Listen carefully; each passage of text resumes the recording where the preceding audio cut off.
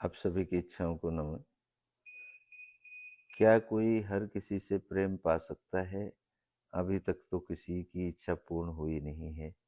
शायद भविष्य में, शायद भविष्य में पूर्ण हो जाए, ऐसा हम विचार करते हैं, क्योंकि भविष्य में सब कुछ संभव है। अभी तक जो हम ये 51 इच्छाओं की बात कर रहे हैं, अभी तक तो किसी की पूर्ण हुई नहीं है। तो ये इच्छाएं भविष्य में पूर्ण होती हैं नहीं होती हैं, ये तो भविष्य की गोद में है।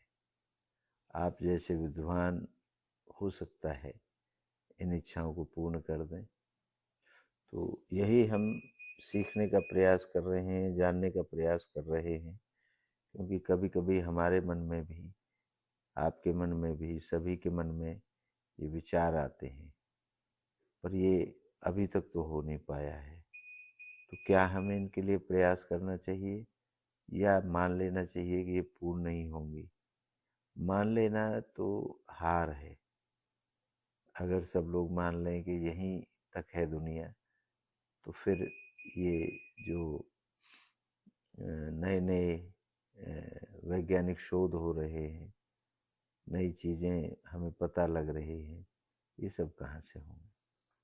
तो प्रयास करते रहेंगे, हम भी, आप भी, सारी दुनिया प्रयास कर रही है कुछ बदलने की, कुछ करने की।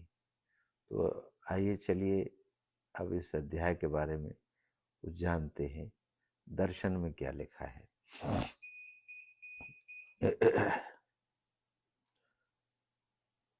हर किसी से प्रेम पाने की इच्छा सत्य घटना पर आधारित है। फ्रांस के चित्रकार लूसियन डूरा की एकाकी यात्रा। प्रेम मानव की सबसे गहन इच्छा है, लेकिन जब कोई केवल देना नहीं बल्कि हर किसी से प्रेम पाना चाहता है, तो वह इच्छा धीरे धीरे अपेक्षा में बदल जाती है और फिर पीड़ा में। यह कहानी है लूसियन डूरा की, एक प्रसिद्ध चित्रकार जिसने अपना संपूर्ण जीवन दुनिया को प्रेम देने में लगा दिया, पर अंत में टूट गया जब उसे यह ज्ञात हुआ कि जो प्रेम वह दे रहा था वह सबको चाहिए था, पर कोई लौटाना नहीं चाहता था। मुझे सबका प्रेम चाहिए। प्रारंभ में लूसियन का जन्म 1942 में फ्रांस के लियोन शहर में हुआ। बचपन में ही माता पिता का तलाक हो गया।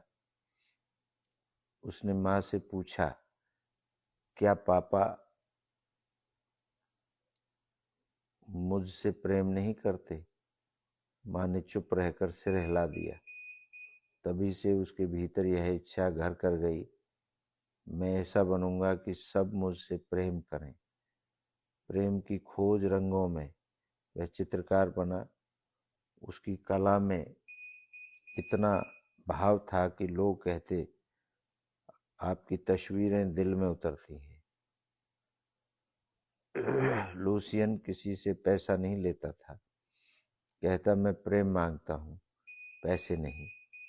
बस आप एक बार मुस्कुरा दो, मैं धन्य हो जाऊंगा।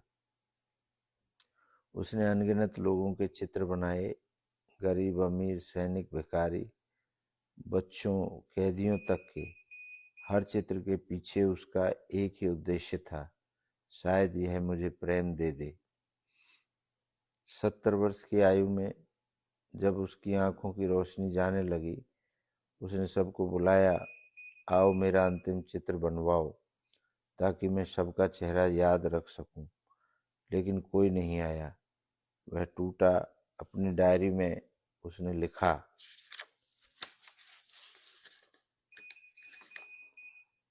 मैंने सबको प्रेम दिया, पर कोई भी मुझे देख नहीं पाया। शायद मैंने प्रेम दिया नहीं, मांगा था। मृत्यु और अंतिम चित्र। 2016 में उसका शरीर एक छोटे से कमरे में मृत पाया गया। दीवार पर लिखा था, मुझे अब किसी से प्रेम नहीं चाहिए। पर उसके बिस्तर के पास एक चित्र पड़ा था जिसमें एक छोटा बालक था जो हाथ जोड़कर दुनिया से कह रहा था, बस मुझे भी थोड़ी सी जगह दे दो। इच्छा पूर्ति दर्शन का दृष्टिकोण हर किसी से प्रेम पाने की इच्छा, यह इच्छा सरल नहीं, अत्यंत सूक्ष्म और गहन है। इच्छा पूर्ति दर्शन कहता है प्रेम तब फलता है जब वह स्वाभाविक हो। यदि वह मांगने लगे तो वह प्रेम नहीं, स्वीकृति की भूख बन जाता है। प्रेम पाने की चाह जितनी गहरी हो उतनी ही वह हमें भीतर से असहाय भी कर सकती है। प्रेम को पाने के लिए देना नहीं पड़ता बल्कि होना पड़ता है प्रेम। स्वामी राजेंद्र देव जी का मत है, प्रेम कोई लेन देन नहीं, यह एक स्वभाव है। जो हर किसी से प्रेम चाहता है वह सबसे पहले स्वयं से प्रेम नहीं करता।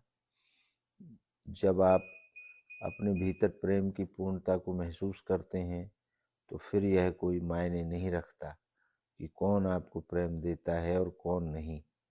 आप ही प्रेम बन जाते हैं और फिर दुनिया स्वयं झुकने लगती है।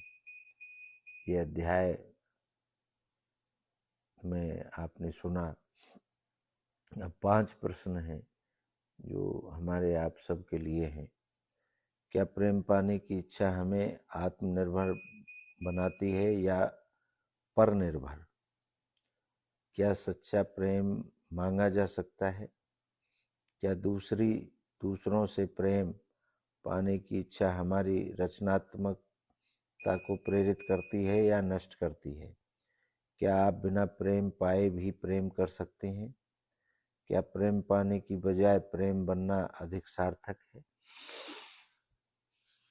ये कुछ प्रश्न हैं जो इस अध्याय के हैं आपके लिए। आप विचार जरूर करें और विचार करें इन प्रश्नों में से आप कितनों के उत्तर दे पाते हैं अपने आप से। ये सारे प्रश्न जितने भी ये दर्शन आपको कहता है वो सारे प्रश्न आपको अपने आप से करने हैं।